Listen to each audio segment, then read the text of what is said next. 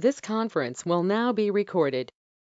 Okay, everybody, welcome. My name is Mike Downey, and I'm the incoming president for the Serra U.S. Council, but I'm also the chair of Serra U.S.'s Leadership Development Committee, and we handle a lot of the training that goes on in the United States. And this is the first session of 2022 Club Officer Training. So welcome and thank you for coming. And again, for the people that are just joining us, there's quite a few right now. Please mute yourself.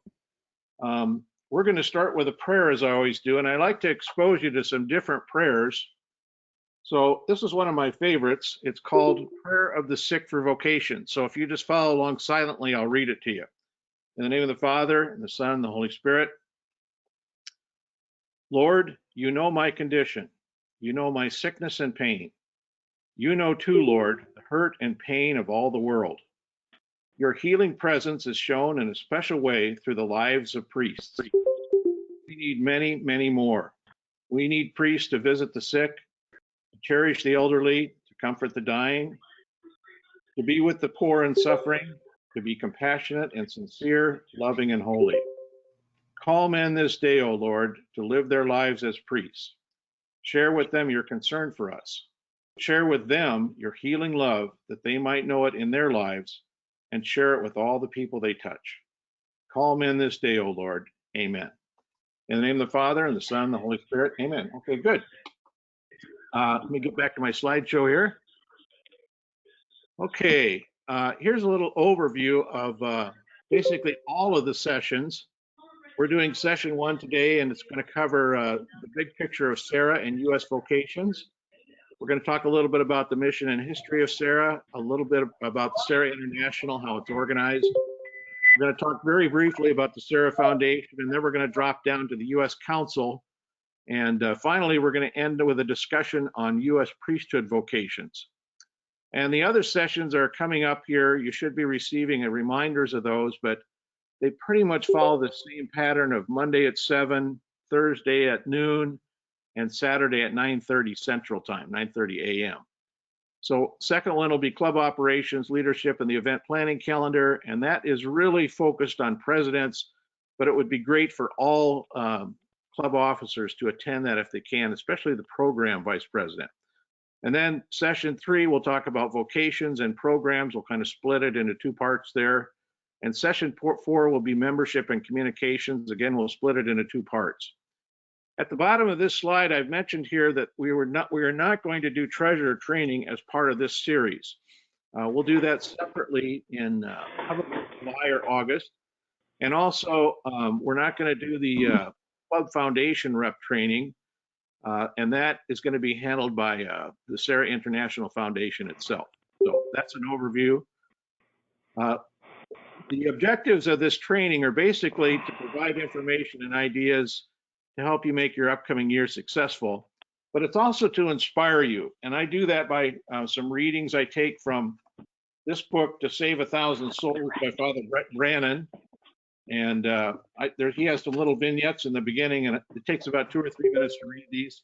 But I find them always touching, and we'll talk about why they're important here. So this first one is called Priests Evangelize, and it is,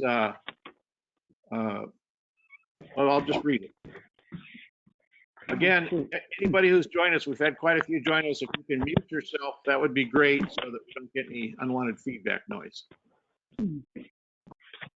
A missionary priest gave a mission to my parish church when I was a boy. He told a story about a traveling missionary priest in South America who died around 1900. This priest had been sent from Europe to evangelize the native populations, and he worked heroically to bring them Christ. Every day he got on his mule and rode through the mountains from village to village, clothed in his black cassock. He slept on the ground, was bitten by mosquitoes, endured hunger and thirst, and still he struggled on. When he arrived at each village, he would teach and preach the gospel all day long to anyone who would listen. This was a difficult task because each village had a dialect. He was largely unsuccessful. Some of the people would listen politely for a while. I'm going to mute a few people here. Some of the people would listen politely for a while, but very few ever embraced the Catholic faith and asked for baptism. Months turned into years, and years into decades. After 30 years, the priest became very ill one evening in a mountain village.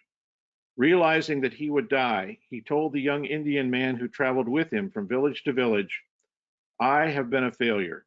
I have tried to bring Jesus to the world, but the world has not received him. May the Lord have mercy on me. May the Lord have mercy on us all." The priest died and was buried on the mountain. About 40 years later, in another mountain village in that region, a great, powerful chief lay in his hut awaiting death. As he lay there contemplating his mortality, he suddenly remembered something from when he was a boy. He remembered a white man dressed in black who visited his village and spoke of a powerful God named Jesus, who had been killed but had risen from the dead. And this white man had said that if you believed in Jesus and received the cleansing waters, you would live forever. The chief immediately sent runners to the nearest large city with instructions to bring back a man in black, a priest. The priest arrived some days later, quickly instructed the chief in the Catholic faith, baptized him, and gave him Holy Communion. Then the chief died. But he was not only chief of one village, but 10 villages spread all over that region. The law said that the religion of the people would always be the same religion as that of the chief. So they sent for more priests. The priests came and they spent several weeks teaching, baptizing, marrying, and burying the dead. Thousands and thousands of people accepted Jesus Christ and the Catholic faith and taught it to their children and grandchildren down through the generations, all because of one priest who worked faithfully and then died thinking himself a failure. This is just what priests do. I love that story for two reasons. One is I could figure out how to get this on to mute. I'll get you. One is that it tells you the importance that just one priest can make in the whole world. And the second is that I think that the challenges that the priests faced in many ways parallel some of the challenges we face in Serra, because we don't get great feedback sometimes for our prayers and our rosaries and our time in adoration and the masses. And so we just have to go on faith that God will use those prayers. We may not know how or when or where, but that he will use those prayers. So it's a great story, a great lesson for us too. Okay, let's move to the next slide. Mike, there's 6 people unmuted. Can you mute them so we won't be distracted? Can you mute everyone? There's a way I can do that for everybody, but I'll just mute them as they come up here, Candace. It pops up on mine. Okay, because there's 5 right now that are unmuted. Okay, thank you. So let's go ahead and stare at the big picture. We'll start with our mission. It's simple and elegant: to foster and affirm vocations to the ordained priesthood and vowed religious life, and through this ministry, grow in our Catholic faith. Now, as simple as that is, there are actually 3 distinct missions embedded within it. The first is to foster new vocations. The second is to affirm existing vocations, and the third is to increase our holiness. These are the touchstones of all that we do in Serra, and it's important that our work support all 3 missions. The easiest and the most fun is the second mission, to affirm and support existing religious vocations. One of the privileges of being a Serran is that we have the chance to get to know the bishop, his priests, seminarians, and the sisters on a personal level that most Catholics will not experience. We do this through appreciation events, and these people are incredibly grateful for all of our support. The feedback is positive and immediate. Contrast that with the first mission, which is to foster new vocations. The masses we attend, the rosaries we pray, the hours spent in Eucharistic adoration, we may not see the fruits of these prayers for a year, a decade, or even ever. So what has to sustain us is the faith that our prayers are working. But we know they are working because we have it directly from the Word of God. Jesus Christ told us, pray to the Lord of the harvest to send more laborers to gather his harvest. We may not know how or when or even where, but by faith, we know our prayers will result in an increase in new vocations. Let that faith sustain you even when the positive feedback is not there. I want to tell you a little bit about the person for whom our organization is named, St. Junipero Serra. St. Serra is famous for his saying, "Always forward, never back," which has become the slogan of Serra. It's from a letter that he wrote when he was in the New World to his parents back in Spain. And here's kind of a thumbnail sketch of his life. He was born in 1713 in Majorca, Spain, which is a little island off the coast. At age 16, he joined the Franciscan order. Then at age 36, he volunteered to go to the New World as a missionary in the missionary work, initially in the missions in Mexico. At age 56, he began establishing the missions in California, the work for which he's most famous. He died at age 70 in California. It's said that he traveled over 24,000 miles in his work as a missionary. It's just an incredible feat at that particular time. Father Serra was canonized in September 2015, and his feast day is celebrated on July 1st every year. Now, that was a thumbnail sketch, but there are 5 things that I'd like you to know about St. Serra. First, he chose a life of humble service at great cost to himself.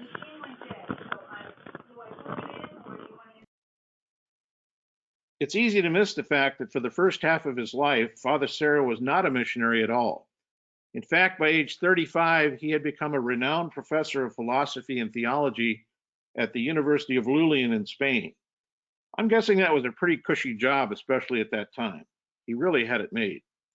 And yet at age 35, he hears God's call to be a missionary to the New World and gives all this up. He goes from the easy life to a life full of hardship, danger, and uncertainty. Such was his commitment to do God's will.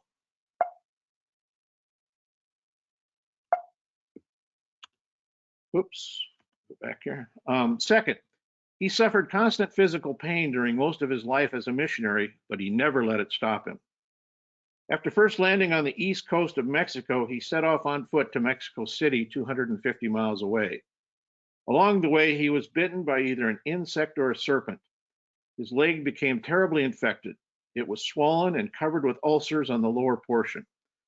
This wound never healed. Twice it brought him close to death during his missionary work. It puts the 24,000 miles he covered mostly on foot in a remarkable light. Yet he never let it become an excuse to not do God's work. Saint Serra believed in the power of persistent prayer. At age 56, he set off on his journey to establish the missions in California. But the expedition ran into serious problems when it failed to rendezvous with the supply ship. By the time they reached their first mission site at present-day San Diego, they were almost out of food and supplies, and the soldiers were suffering from disease and pestilence. The Spanish commander made a decision to abandon the journey and turn back immediately. But Father Serra got the commander to agree to wait 9 days until the Feast of St. Joseph for the supply ship to arrive. The Franciscans began a novena of continuous prayer to St. Joseph. On the 9th day, the Feast of St. Joseph, at 3 o'clock in the afternoon, the sails of the supply ship were spotted, and the journey that led to the establishment of all the missions in California was allowed to continue. All because of St. Serra's belief in the power of persistent prayer. Fourth, St. Serra was an incredible advocate for the indigenous people. My guess is that Father Serra was not well liked by the Spanish authorities, the Spanish military, or the Spanish colonists. He constantly intervened between them and the native people to prevent their exploitation, and he almost always won. Finally, I want you to know the significance of the bell in Serra. You can see it in our logo. Father Serra used an ingenious method to call the native peoples to learn about Christ. You have to realize that the sites for the California missions were created from scratch, and usually there were no native people there. One of the first things Father Serra would do is have one of the monks hang a bell in a tree and begin ringing it continuously. The bell could be heard for miles and miles, and soon the natives would come out of curiosity to see what was causing the strange sound. When they did, the Franciscans would befriend them, give them food, treat any illnesses they could.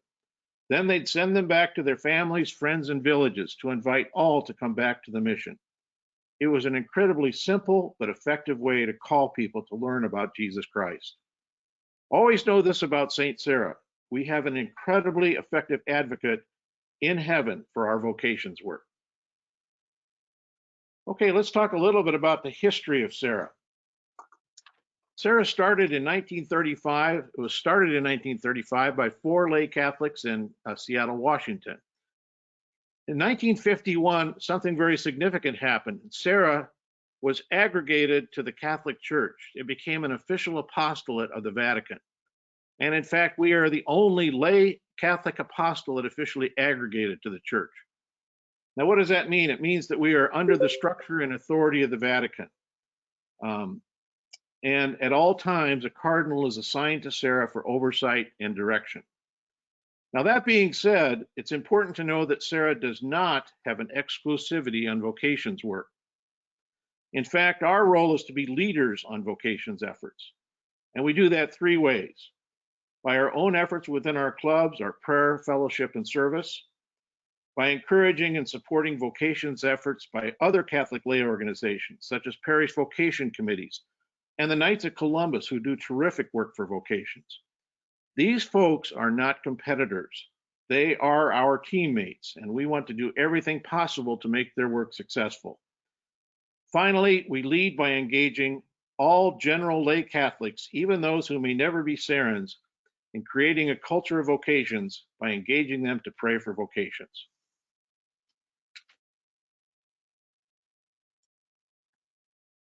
Okay, let's look at the structure, organization, leadership of Serra International, the big picture here. There are about 12,500 members worldwide, operating in just under 400 clubs out of 46 different countries.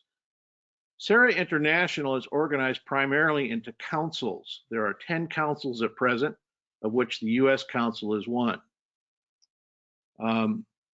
Serra is governed by a board of directors, and that board is made up of the officers of Serra International, as well as representatives from each of the councils. The current Episcopal advisor for Serra International, our cardinal, is Cardinal Tom Collins in Toronto. The current president is Michael Bragg from Toledo, Ohio. And in July, the new president will be Greg Schweitz from Omaha. In addition, Serra also has an executive director who reports to the board. That person is a young man named John Liston, himself a former seminarian. John is also executive director for the Serra Foundation and the U.S. Council of Serra. So he really wears 3 hats and reports to 3 boards. He has a staff of 3 full-timers in the Chicago office and 1 part-timer. John and his staff are the only persons who draw a salary for Serra work. All the rest are volunteers.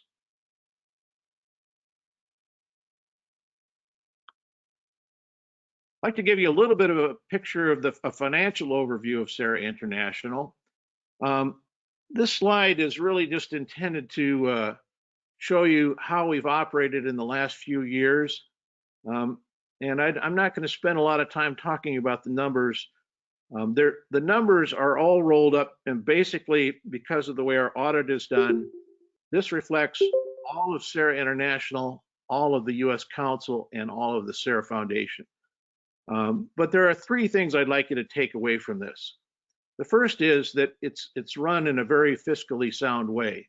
Basically, the Serra International always operates on a break-even basis, and we've managed to do that pretty consistently. The second thing is that we have a pretty good cash balance, kind of a reserve going forward here. And the third is that there is no interest-bearing debt. So those are the 3 takeaways I'd like you to take from this slide. Let's talk about the value of Serra International to the local clubs. Serra International brings to the clubs kind of a special expertise on a worldwide basis. It's important to note that our mission to serve the world is to serve the worldwide Catholic Church, not just the church in the U.S. So Serra International brings the Serra model to areas of the world where no such vocation effort exists. adapting it as needed to the local culture. Serra also brings all Serrans together once a year at an international convention. The Serra International Convention is held in the U.S. every other year. It is a wonderful way to share experiences, inspire each other, and increase our spirituality. Serra International also ensures that Serra activities are coordinated with the worldwide priorities of the Vatican, again reflecting our standing as an official lay apostolate of the worldwide Catholic Church.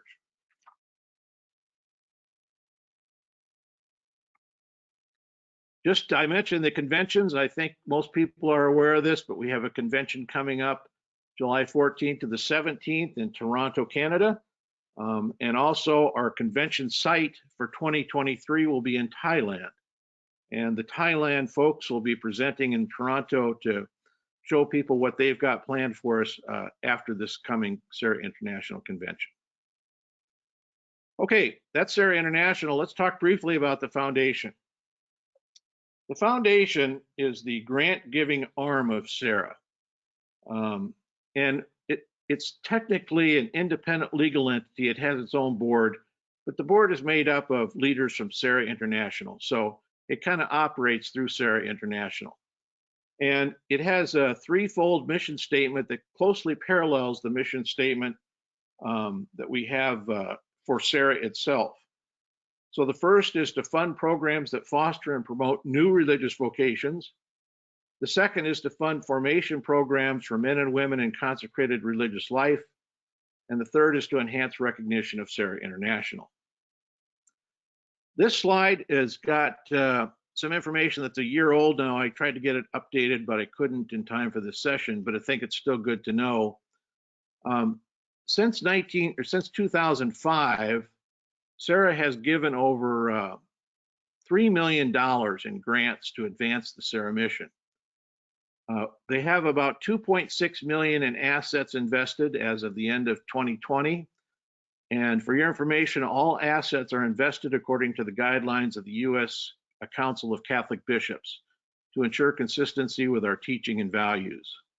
And in 2020, the foundation received a total of $180,000 in donations. This slide, I need to get a picture back that I lost here so I can see my slides and see what you're seeing here. There we go. This is a slide that shows kind of the history of recent grants and how they split up between the U.S. and other countries. You can see there that over time we've given 86,000, about 100,000, 67,000, and 87,800, which is the proposed amount to be paid in 2022. And on pages 5A through 5C in your support documents, I've tried to provide the actual organizations that have received grants from Serra, so you can see the kind of work that they do. It's interesting to note there that there's a pretty consistent pattern of the largest donation each year being to the Pontifical North American College in Rome. And that, of course, is the seminary that's owned and operated by the U.S. bishops, and that I think there are over 300 seminarians there from dioceses all across the country. Another pretty consistent recipient is the Institute for Priestly Formation, which operates out of Creighton in Omaha, Nebraska. But there's a lot of others there, and my hope is that you see that that it does a pretty good job of fostering vocations worldwide there. Every year, you're going to receive a letter, usually in November, both your club and the individual Serrans asking you to make a donation to the foundation. And I encourage you to consider some donation, no matter how small. It's an easy and convenient way to help fulfill our mission for vocations in the worldwide Catholic Church. Okay. Let's drop down a level now to the Serra U.S. Council. You know, I said there were 12,500 Serrans worldwide. 7,300 of those Serrans are in the United States, and we have about half of the clubs worldwide. We have just a little bit less than 200 clubs. Serra International Council is organized into 9 geographic regions, which are shown in this map in the different colors there. And I'll just mention a difference between my map and the one that was passed out in the support documents. I didn't notice, but Louisiana in your documents show as being part of the South Central region, which is Texas. And 2 years ago, Louisiana was moved into the Southeast region, but otherwise it's accurate there. Each region has a region director. Each region in turn is organized into districts, which are usually clubs in a reasonably close geographic proximity, and each district has a district governor. There are a total of 44 districts in the United States. The district governor is the primary interface between individual clubs on the one hand and Serra International and the U.S. Council on the other. The district governor's job is to advise, encourage, and inform clubs they serve about best practices and Serra priorities in order to achieve Serra's threefold mission on a national and a worldwide basis. And I want to tell you here, in my opinion, the most important job in all of Serra is the district governor job.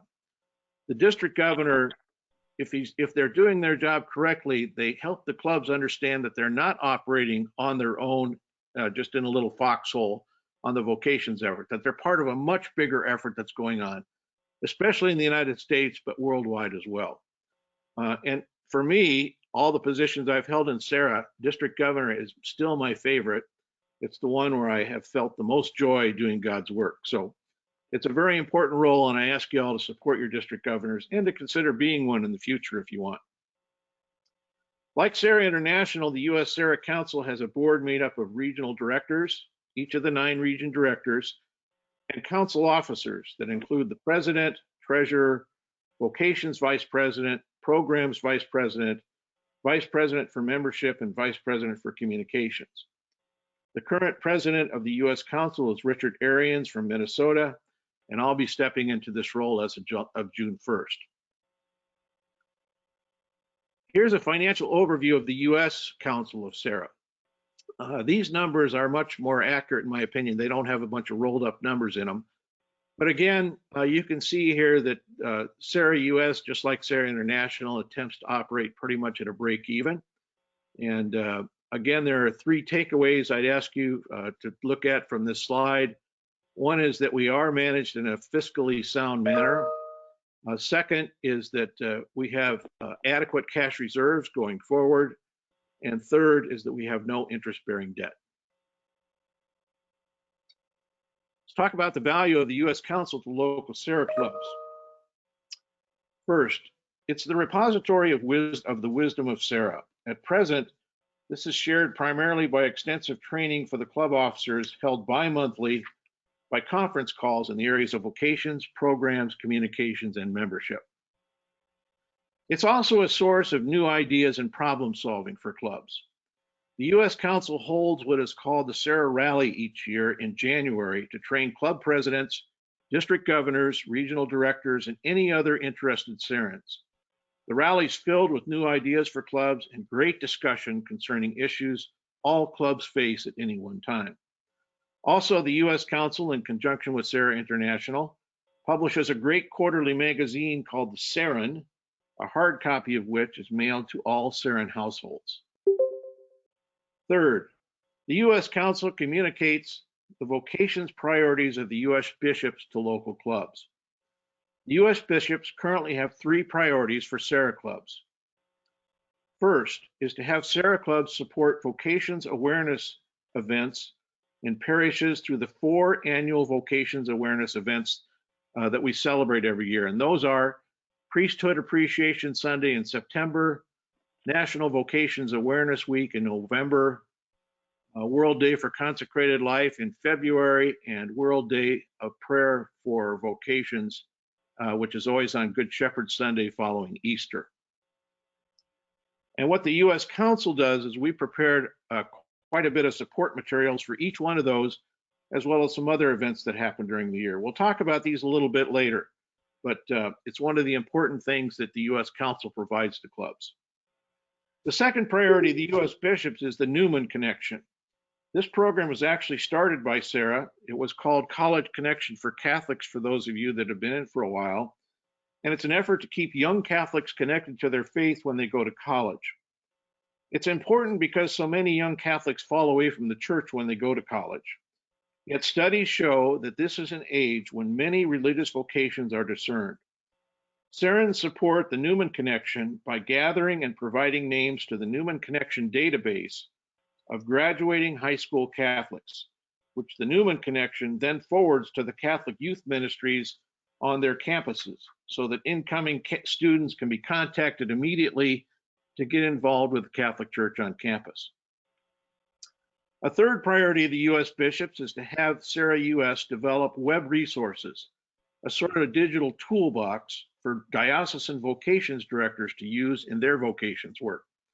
The result has been the serraspark.org website with over 27 programs ready for diocesan vocation directors to use, and they can be tailored specifically for a diocese or for a parish with very little effort.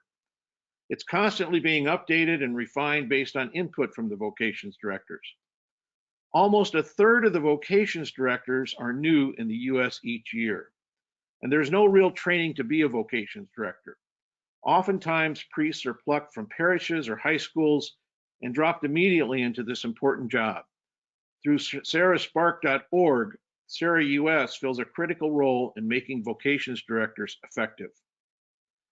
A final value to local clubs is the professional support for all the volunteers. Included in this is the maintenance of the Serra US and the serrainternational.org websites, as well as Serra Spark.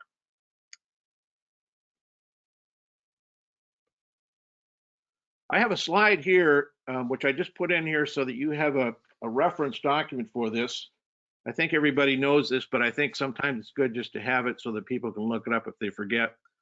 But it is a statement of our current semi-annual dues. So these are the dues every 6 months for both Serra International and US, which are combined. So first is the initiation fee when a new member joins, and it covers the first semi-annual billing period in which their check is received and their application is received.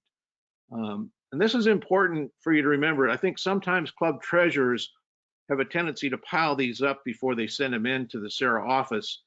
If they do that, then those people don't start getting immediately all the communications by email and hard copy that's sent out to Serra. So it's important to do, and it's a good deal, because if you think about it, somebody that joins in January, the billing cycles are January to the end of June, and then July 1st to the end of the year. Somebody that joins in January doesn't have to pay any other dues. It's just this initiation fee, and that covers the whole first period.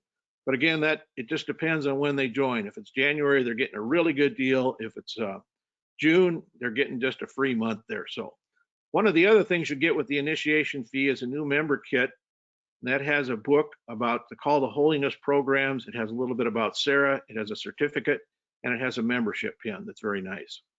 For full members, it's $46 per 6 months, and you can see that splits up between $23.50 and $22.50 between Serra International and Serra US. And for spouses and those under 35, it's $23, exactly half of that. And I already said that the Serra International issues invoices to clubs in June and December, and we hope to get payment in July and January. Okay, what do you get for those dues? This is just a real brief talk about this. And I mentioned before the meeting, some people were talking. We have, I just wrote an article, it was in the Serran magazine back in November, I think, of what we get for our dues. It's more extensive than this, but we have made some substantial financial investments with the dues in the future of our church.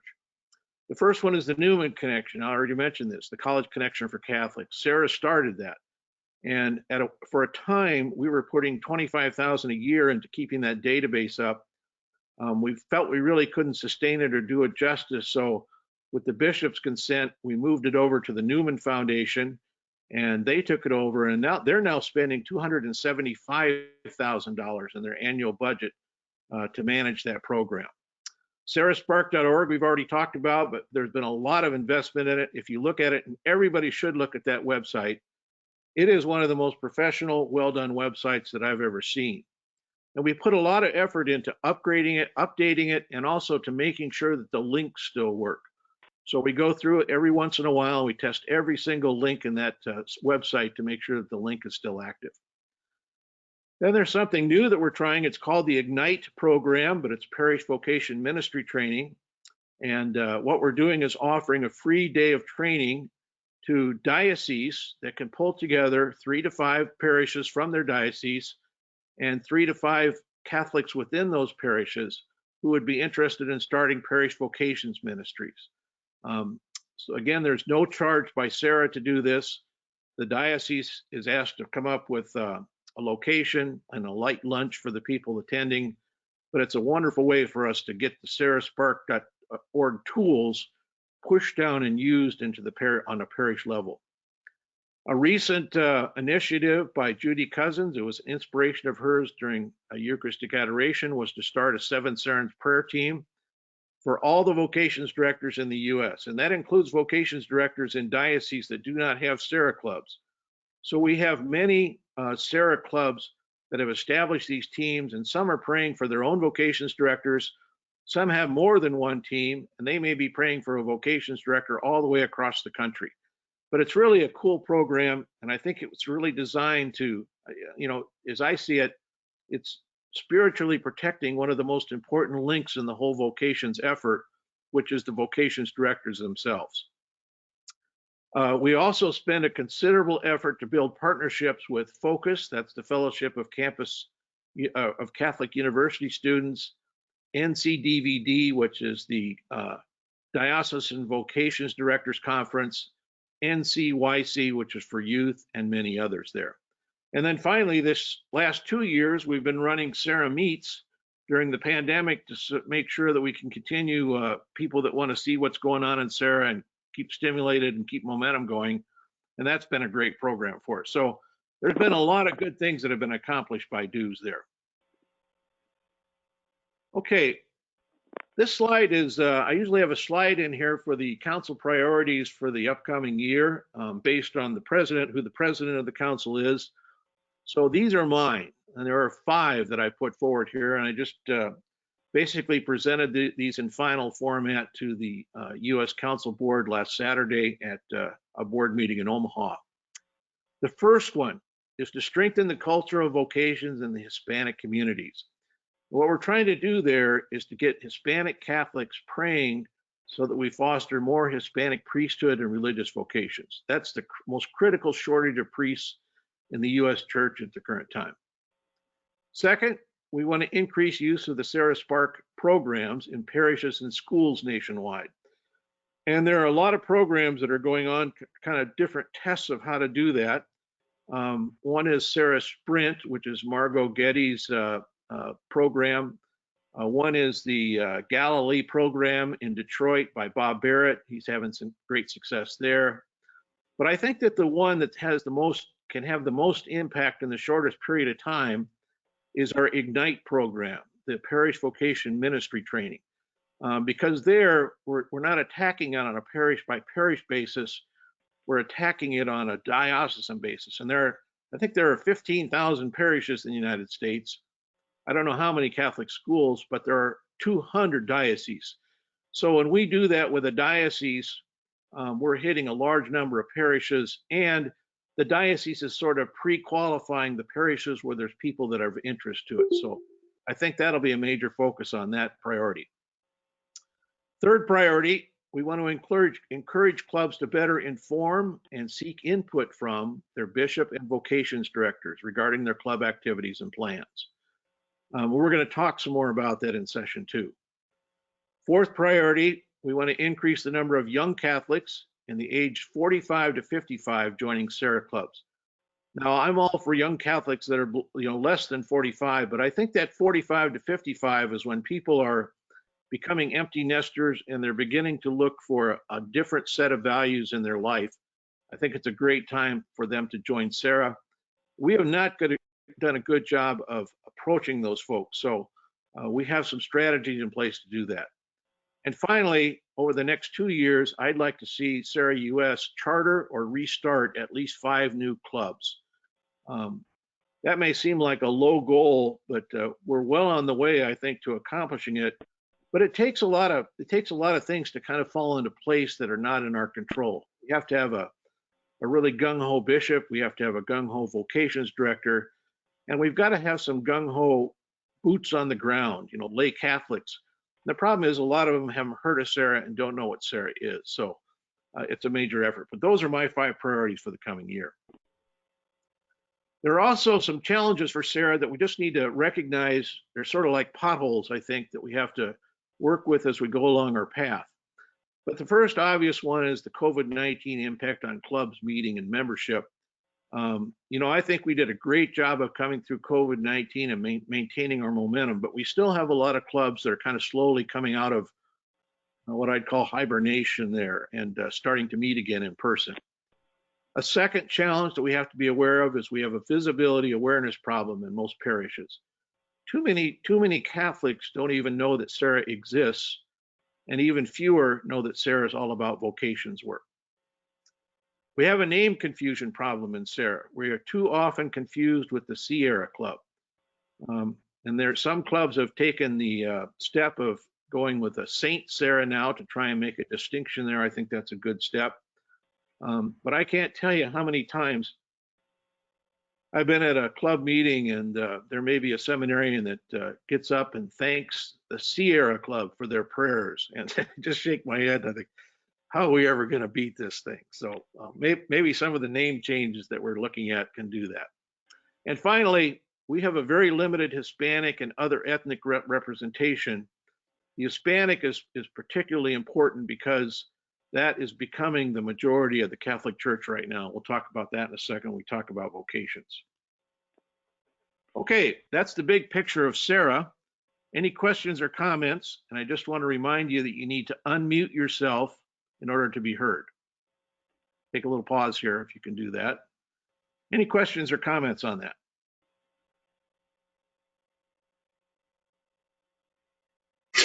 I was just going to add, Mike, this is Gino DiMattia. You had listed the Serra International Conventions and the one coming up in Toronto.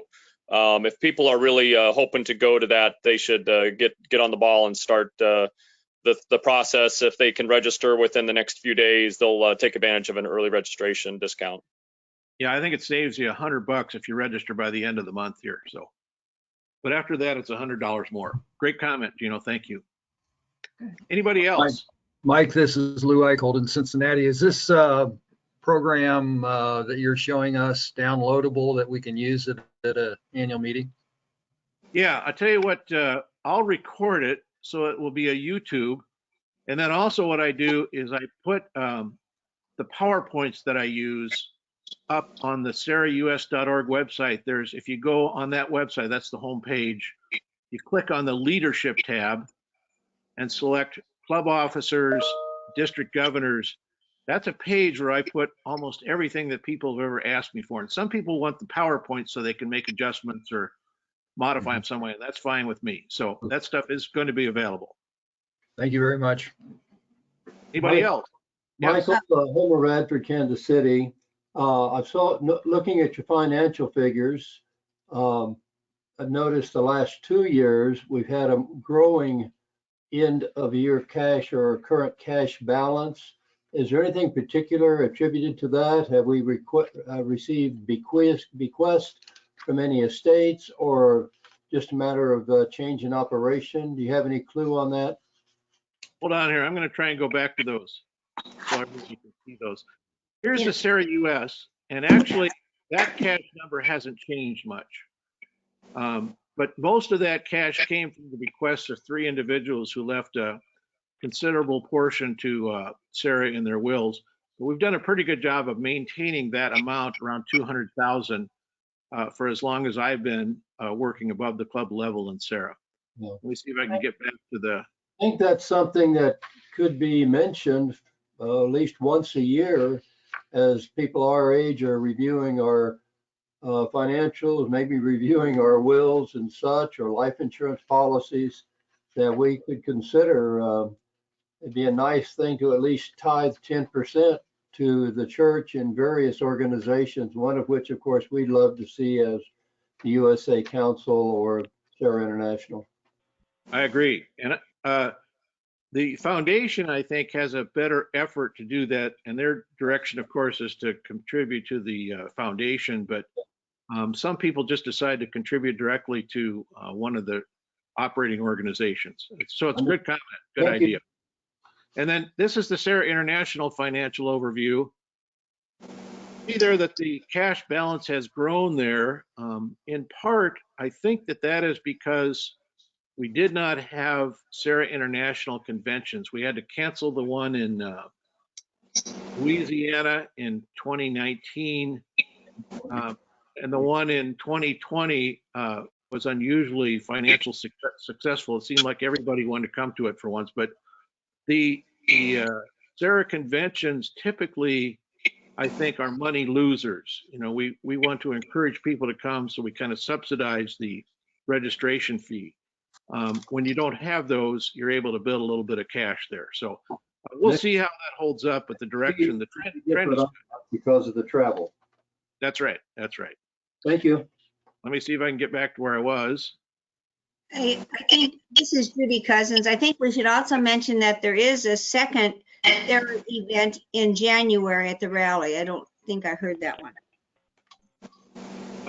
Yes. Well, I did. I mentioned the rally, Judy, but I missed it. those are the two primary sort of above the club gatherings. If you're in a region that has regional conferences, that's a third one. But the rally is for me, it's kind of the highlight of the year. It's where I really like to go and get ideas. So, okay, anybody Hey, else? Mike. Yeah, Mike, this is Monica from Kansas City. And I just wanted to touch on the name, our club names. So we actually went from Serra Club of Kansas City North to St. Serra Club of Kansas City North. And we just changed our name to St. Serra Mission of Kansas City North. A lot of people were confused with club. I had people think it was a high school thing.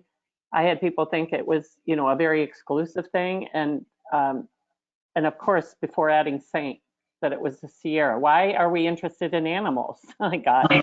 So it has really made a big difference. As soon as you say St. Serra Club or St. Serra Mission, in our case, people are honed into what you're referring to.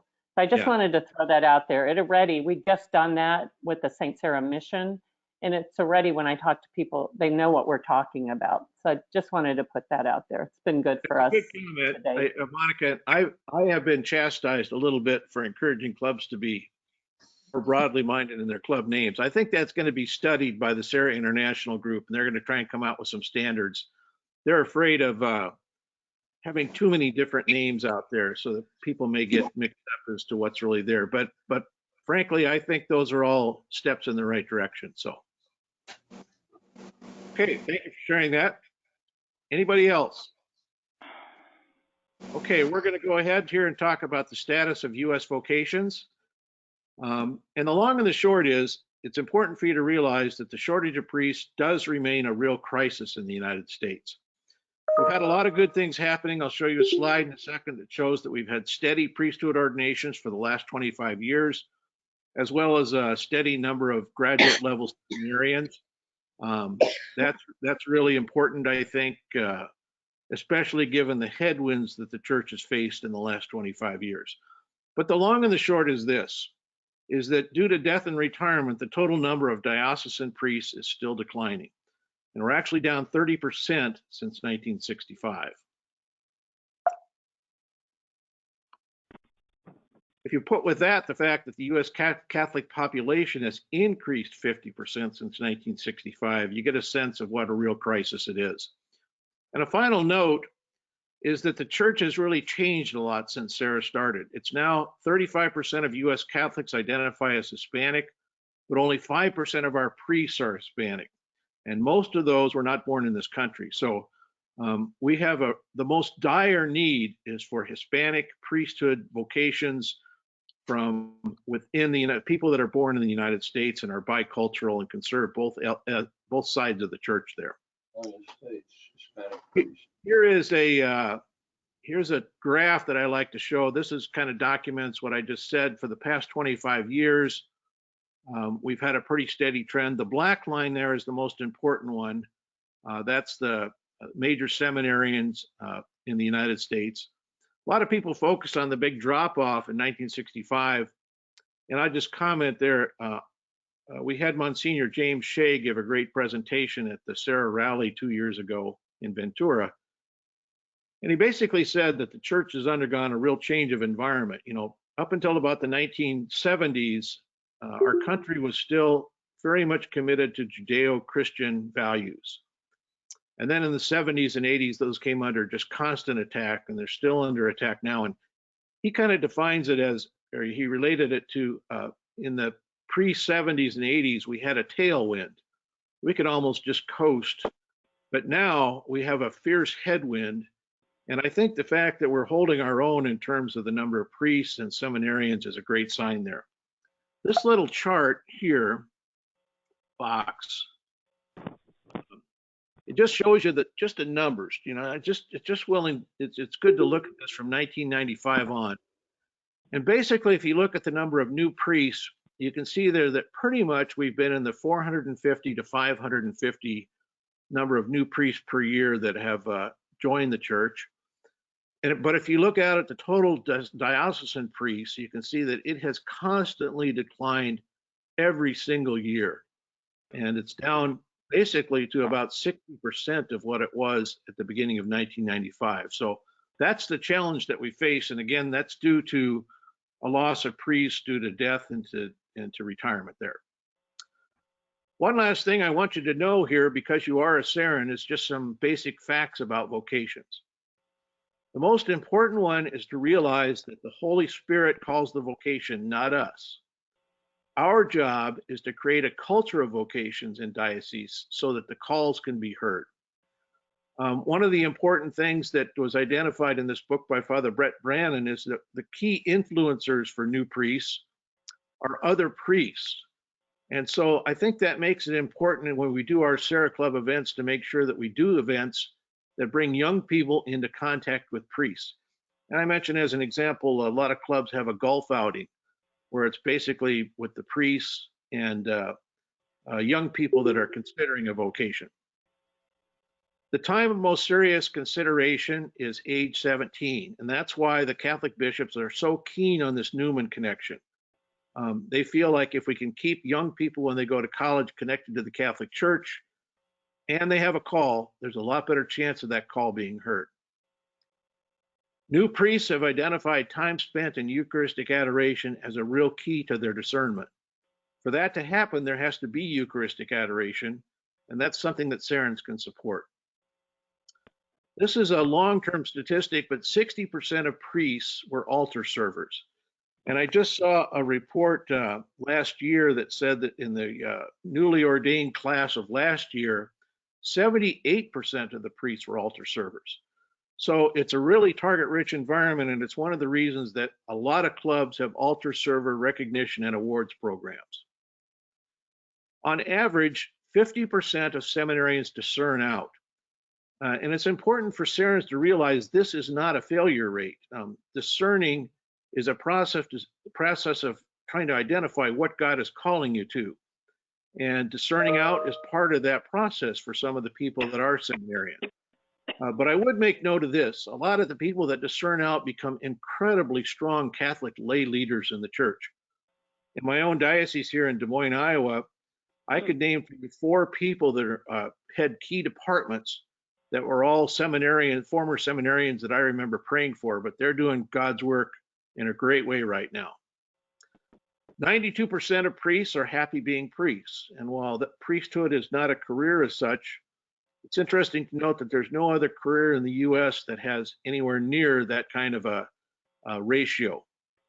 And finally, it's important to note that the inability to marry, celibacy, is not the cause of the shortage. We know that because mainline Protestant churches have the same shortage and they allow marriage. I think too many Catholics think that this is sort of the silver bullet to solve the problem. But again, the evidence suggests it's not. The only silver bullet is to create a culture of vocations through prayer in dioceses all around the country.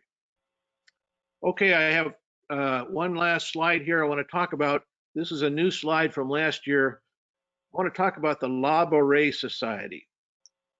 This is separate and independent from Serra, but a lot of Serrans participate in this and get asked about it. So Beret is a national Catholic nonprofit organization that tries to work with young people that have tremendous student loan debt and feel like they have a vocations call to get rid of that debt.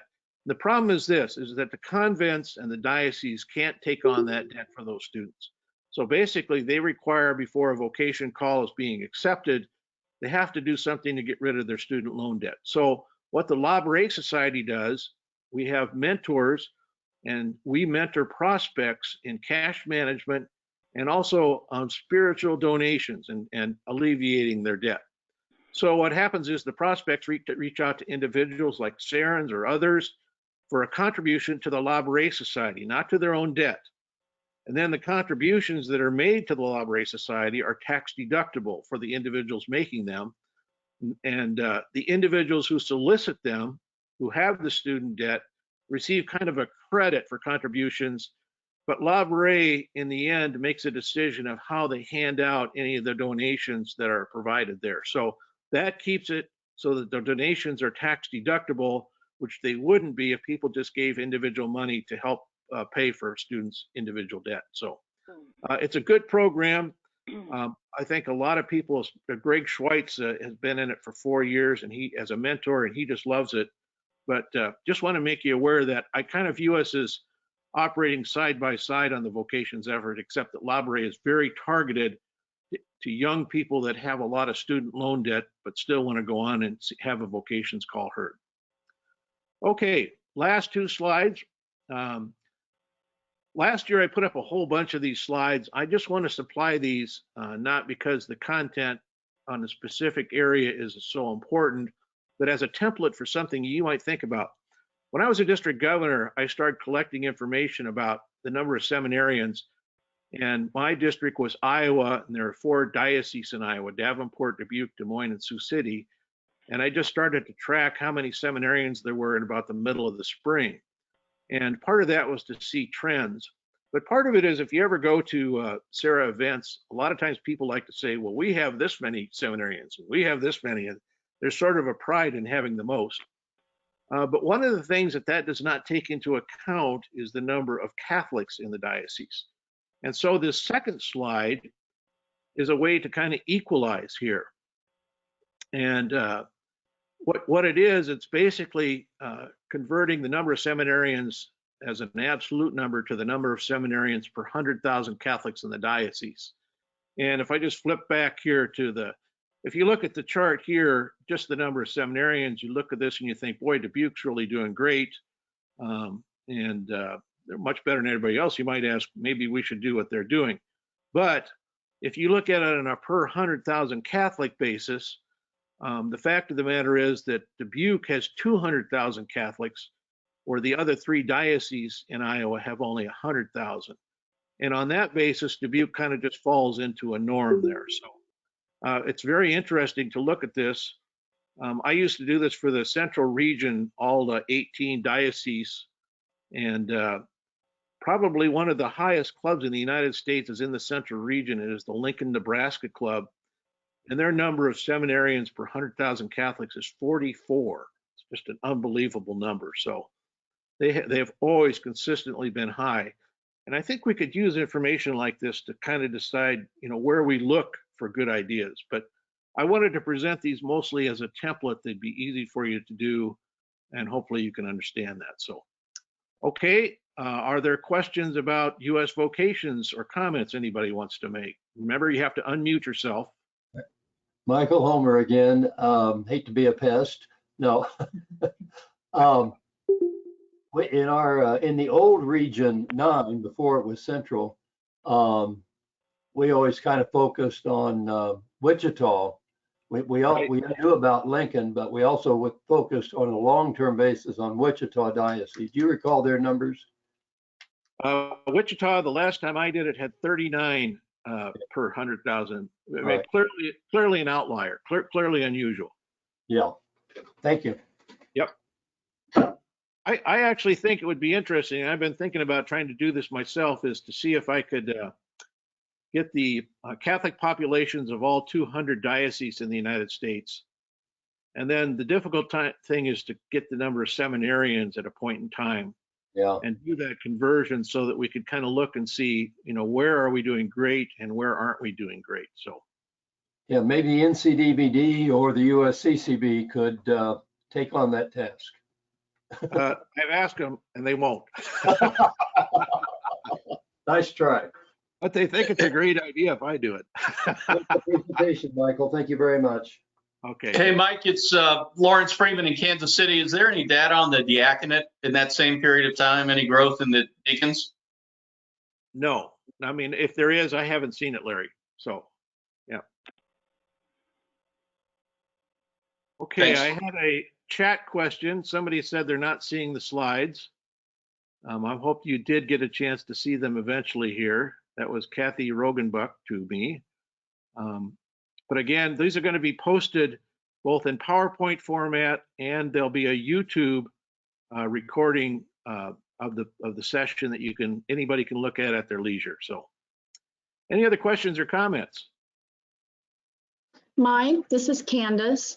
Yes. And I just, this past year, I think you announced that the Newman Connection name had been changed and that the Serrans started the Newman Connection, which I thought that's awesome. I was surprised. And we just had a tour when we were in Omaha of the beautiful Newman Center there. I think they house like 146 young people. I just Googled and it says because the university, it doesn't say what university, but because the university was opposed to official connections with religious groups, the group changed its name to the Student Catholic Association in 1920, and then again in 1925 to the Newman Club. Yeah, that's right. And the Newman Connection is connected with the Newman Foundation, which it has interest in a lot of the Newman centers. A lot of the Newman centers may have different names, but it's all Newman Foundation. The Newman Connection is a separate arm of the Newman Foundation that does this information transfer of names they get from Serrans over to the 5,000 Catholic colleges in the United States, where they've identified the Catholic youth ministries. So the Newman Connection is what the Serrans began. Yeah, Newman Connection used to be called College Connection for Catholics, or CCC. And Okay. then Yeah, it was founded by Ed Stolley. It was founded by Dick Stolley in Cincinnati, Ohio. Yes, but it was really spearheaded by Judy Cousins, who's talking and always tries to duck all the responsibility. I agree. She does a lot. He does. Anybody else? I have a question, Mike. This is Melanie in Little Rock. Yes. In the future trainings, will there be any thoughts about the Serra's mission to promote vocations to the consecrated and religious life? We're trying to figure out ways to encourage vocations, for sisters and convents as well. Yeah, I wish that I could tell you that there was some specific part of the training that we're going to do on that, but the fact of the matter is that's really a tough thing we found. It's working with the diocese on their diocesan priesthood vocations is relatively straightforward and easy. We have access to the data through the vocations directors. It's not so easy to get the information from convents and religious orders. And that's one of the challenges that we face. It almost has to be done where the convent or the religious order has a headquarters right in a Serra Club's area. But we could do a lot better job there, and I wish I had more information to give you on how to do that. But it's a struggle, I found. I have a niece who's in the Ann Arbor Dominicans. We have what we call a Seminarian prayer list. It's for anybody discerning vocation, and I couldn't even get her ordered to release a picture to me. I mean, they're just reluctant to do that, and so we have prayer cards for all the seminarians, but all we can do is list the young women that are in discernment in a separate list. So a lot of challenges there, but we do need to do a better job. Wish I could tell you. I'm not going to address that, I don't think, as we go through here, but it's a challenge for us. if you would contact me, this is Judy Cousins, I would share a couple things we've done just recently with a poster promoting prayer for all of those in consecrated and religious life in our diocese. Plus, I would give you some ideas of how to go about doing that. So it's just a thought. The other thing is, if your club is really interested in that, we have religious order vocation directors that need prayer teams to pray for them. Great comment. For those of you that don't know, Judy Cousins is the past president of the U.S. Council, and she's been behind a lot of our great events like Serra Spark and College Connection for Catholics, and she's headed up the 7 Serrans prayer teams too. So thank you, Judy. Thank you. Yep. Anybody else? Question or comment? I just want to say, and this is Candace, that vocation, the 7 Serrans is really making a difference. I mean, the vocation directors are so happy to hear from the Serrans. Ed and I sent one in Athens, Texas. He's the vocation director at St. Edward's. That's near Dallas, I think. And he sent us a beautiful thank you note. It just made our day when we saw that. And he just was so, he said, I appreciate it so much that you sent the card and we sent a little gift. So anyway, that is a great, if you're not on that team, I would talk to Judy Cousins and get on it because they greatly appreciate it. And we need to inspire our vocation directors. Yeah, great comment, Ken. Okay, in the interest of time, I'm going to plow ahead here. We're going to close the meeting, and for an inspirational message, I'm going to use Pope Francis's talk to Serrans in 2017. And I've actually included an excerpt on a slide I want to read to you. I have to uncover all my slide here. Okay. This is what Pope Francis said in a private audience with a group of Serrans in 2017 when we had a Serra International Convention there. To be friends to priests, sustaining their vocation and accompanying them in their ministry. With this great gift, you enrich the church. This is, above all else, what a Serran is, a special friend whom the Lord has brought into the lives of seminarians and priests. The Serra Club helps foster this beautiful vocation of being laity who are friends to priests, friends who know how to accompany and sustain them in faith, in fidelity to prayer, and apostolic commitment. Friends who share the wonder of a vocation, the courage of a definitive decision, the joy and the fatigue of ministry. Friends who can offer priests support and regard their generous efforts and human failings with understanding and tender love.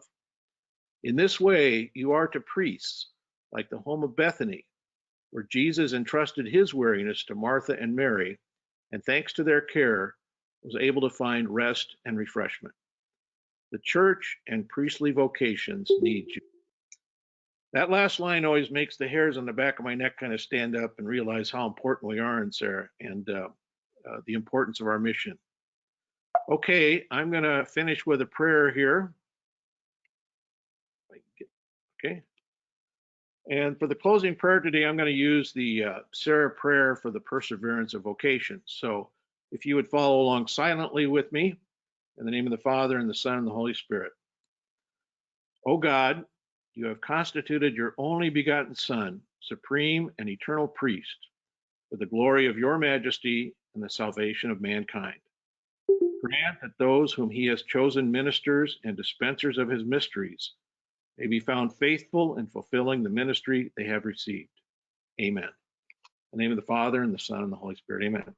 Okay, thank you all. I really appreciate your attention to everything and the fact you took time out to learn some more about Serra, and want to encourage you to attend the other sessions. I guarantee you there's a lot of good information here, and we need to get it out to more of the club officers. So God bless everybody. I'll hang on the line, but I'm going to end the recording at this point. Thanks, Mike. Thanks, Mike. Okay.